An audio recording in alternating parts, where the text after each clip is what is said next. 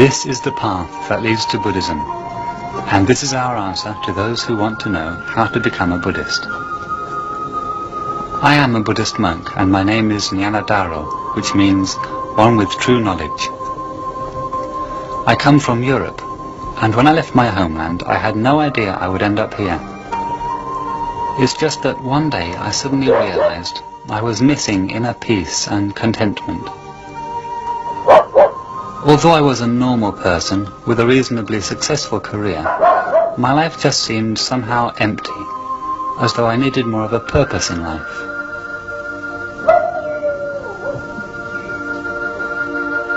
It was in my mind, and so I stayed. Of course, I'm not bound to stay a monk, and although the people here are quite poor, they don't regard giving alms as a burden, but rather as a daily duty, to which they are devoted. The lay people give food for the body, and in return we give food for the mind. This mutual reciprocation was deemed necessary by Buddha. A monk must receive support, given freely on a daily basis by the lay people, in order to have the right to walk the path originally decreed by the Lord Buddha. We have a Spartan existence that monks can avoid the trivial distractions of the modern world and concentrate on the more essential things in life. His many remarkable teachings, he describes very well the significance of the forest monk tradition. In the forest, a monk can learn to contemplate the nature of things. He can live in contentment and peace. As he looks around, he understands that all forms of life degenerate and eventually die. Nothing that exists is permanent. And when he realizes this, he begins to become serene. Monks are trained to be content with little, to eat only what they need, to sleep only when necessary, to be satisfied with what they have. This is the foundation of Buddhist meditation. Buddhist monks do not practice meditation for selfish reasons, but in order to know and understand themselves, and thus be able to teach others how to live peacefully and wisely. Still, the monk's life is far from easy. He works to free his heart in order to feel the loving kindness that embraces all things. We monks all live alone in small huts called gutti. Most of us are from Western countries, and we communicate only in English.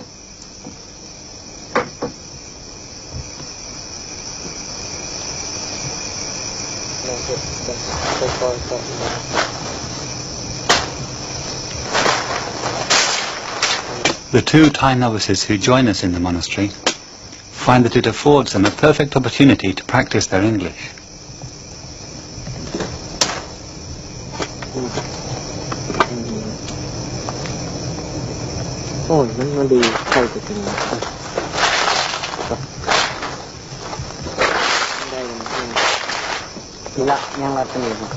Forest monks understand themselves as part of nature and endeavor to live in harmony with it. The forest also provides us with various things for daily use. Today Tanaksa and Sompong are making toothbrushes for the abbot. They use a type of wood with antibacterial properties.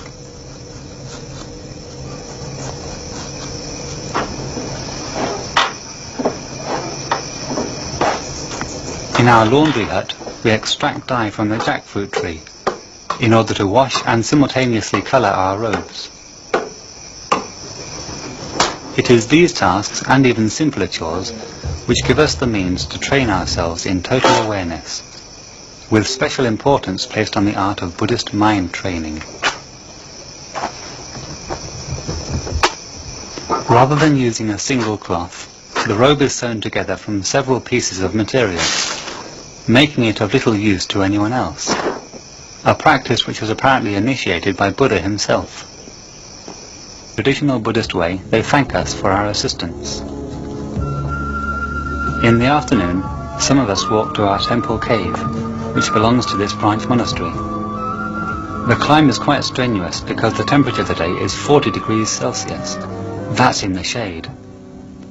The cave is located near the Mekong River, just across from Laos. It's an ideal place to meditate, in the same way as the great Luang Por Chah used to. Luang Por means venerable father. The people must spend a lot of time to make this last long. This is not the sorrow, is it? Luang Por Chah led an exemplary life as a forest monk. His teachings were particularly noted because of their simplicity and directness, which got through to people from various walks of life.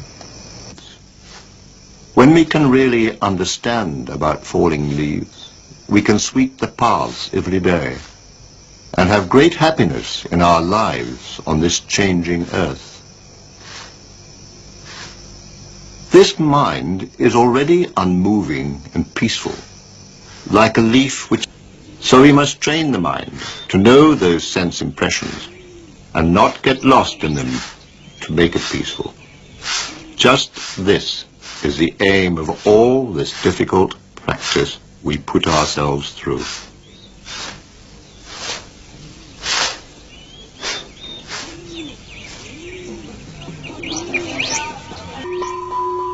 The simple, everyday movement of walking can easily be a form of mind training. Standing, walking, sitting, lying down, we keep changing positions. We can't only stand, only sit, or only lie down. We live using all these postures. Thus we must develop awareness in each and every position by making them beneficial to us. When you are walking, all you have to do is walk. One step, next step. Seemingly simple, but in reality it is not that easy. The mind is carried away, trying to figure out what you should be doing, what is wrong with you, and why you can't do it. We bring our attention to the walking of the body, from the beginning of the path to the end. Thus there arises the intention to walk, and then the walking. Note the middle of the path and the end, stopping, turning, standing. The points for composing the mind when it starts wandering aimlessly. Some people will say, pacing up and down like that is useless. But there is a lot of wisdom to be developed in walking meditation. And no longer need or desire, wisdom and the real love that transcends desire will fill our world. In my last letter, I told you this area was designated as a national park some years ago, but the slash and burn agricultural technique is still the main problem here. The mining family supports our abbot in the establishment of a new forest monastery. Their effort is aimed at preventing the destruction of the virgin forest. Forest fires often burn out of...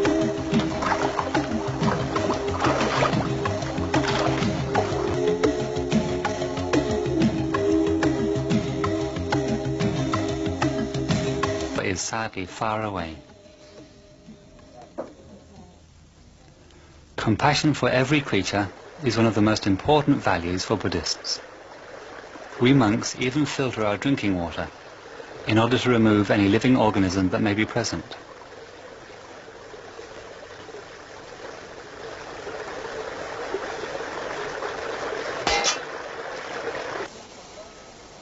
Some of our monks were taken in a jeep to the mine, but we decided to walk and enjoy the scenic beauty of the countryside.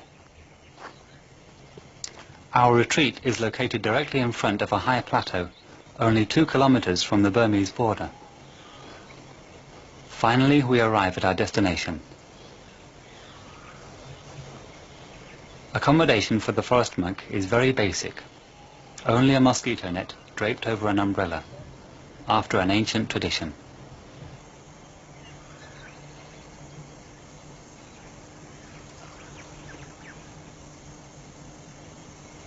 In the New Forest Temple, Our abbot is already awaiting our arrival. After greetings, each monk finds himself a suitable spot in the forest, where he can settle down for the next 2 months. We will collect our food on our alms rounds in the area around the mine, a daily 1-hour walk down the valley.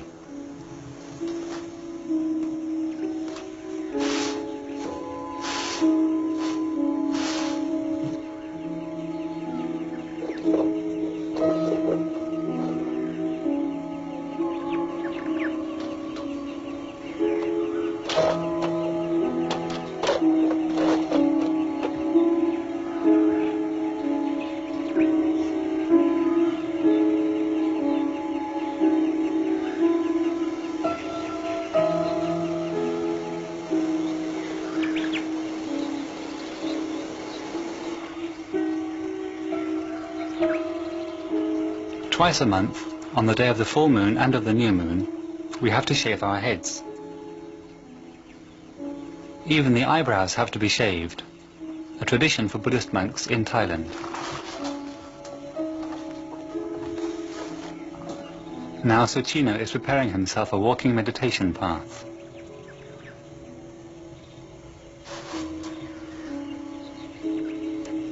Respect for senior monks is an important virtue in our tradition. Today I'm helping our abbot with his afternoon bath, a ritual designed to enhance harmony within the community, and a good practice for the reduction of one's pride and conceit. Our Thai novice Sompong is making himself a nightlight, as he intends to meditate throughout the night.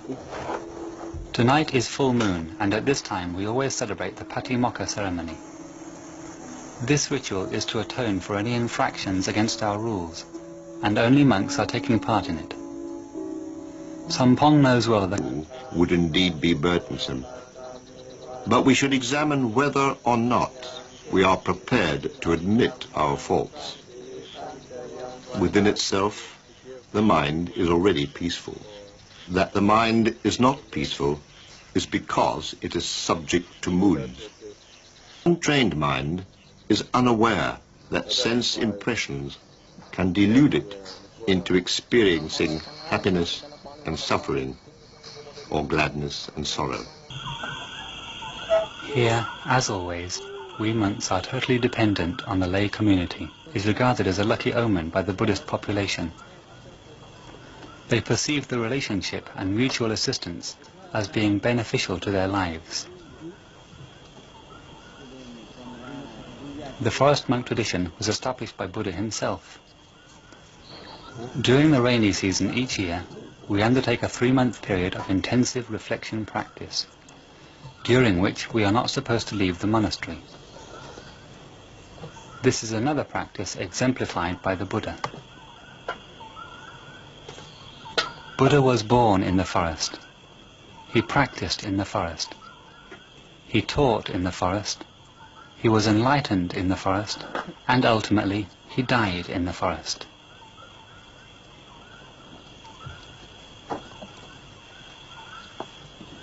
One of the first disciples of Luang Por Chah, the Venerable Ajahn Sumedho, who is now the head of our Buddhist center in England, once described clearly what wisdom really is. Wisdom, he said, does not come from studying intellectual theories or philosophies, but from observance of the more mundane existence of common things. One of Luang Por Chah's talks comes to mind. Ultimately,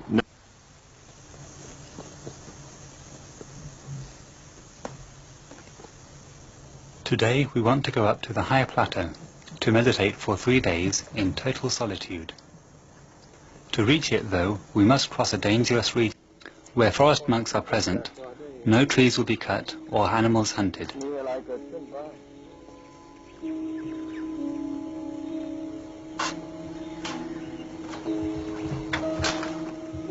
The forest here is still very lush, and from now on this small area will remain unspoiled, at least for the time being. The new monastery will be built right here.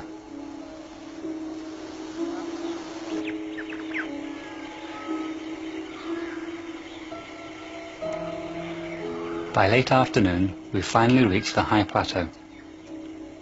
As Buddhist monks, we cannot preserve or keep any food, or take provisions with us. Everything we eat is given to us directly, so we must fast for these 3 days. Everyone now looks for his own place, in which to spend the next 3 days in complete seclusion. This spot seems all right for me.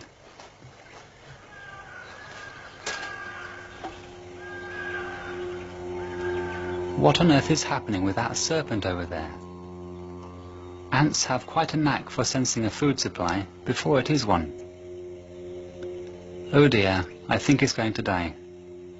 It probably swallowed an animal which is still alive, and now it may suffer a slow, painful death itself. What does dying mean, though? What is death from a Buddhist point of view? When one does not understand death, life is confusing. If our body really belonged to us, it would obey our commands. If we say, "Don't get old," or "I forbid you to get sick," does it obey us? No, it takes no notice. We only rent this house, we don't own it. If we think it belongs to us, we will suffer when we have to leave it. But in reality, there is no such thing as a permanent self. There is nothing solid or unchanging that we can hold on to. Life changes, and we can watch it change. We can adapt to the changing of the sensory world, whatever comes, whether it is pleasant or unpleasant. We can always endure and cope with life, no matter what happens to us. If we realize the truth, we realize inner peacefulness. Like to pay respects to their seniors, such as parents and teachers. As with other celebrations, the monks receive many donations. Far more, and Ajahn Pasano has prepared a special talk from Luang Pa Cha to deliver to them. The Buddha was self-enlightened. He did not have a teacher. He achieved it by himself. In that respect, we all are like the Buddha. No one else can do it for us. It is something we each have to do for ourselves. So listen to these words and consider them if they seem useful to you. But it is important that you understand that they are just words. Real practice takes place only in your own heart. It is what you do to awaken your own Buddha-ness, how you become a Buddha. With the proper effort and with time, understanding will unfold by itself. But in all cases, use your own natural wisdom. Only you can do that. So do it. It's all up to you.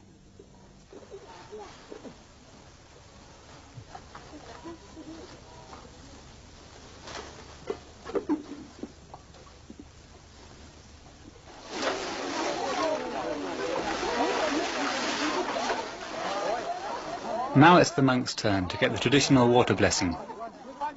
The cool water is from our own well, and we are massaged by the male villagers in order to make the impact of cold water less disagreeable.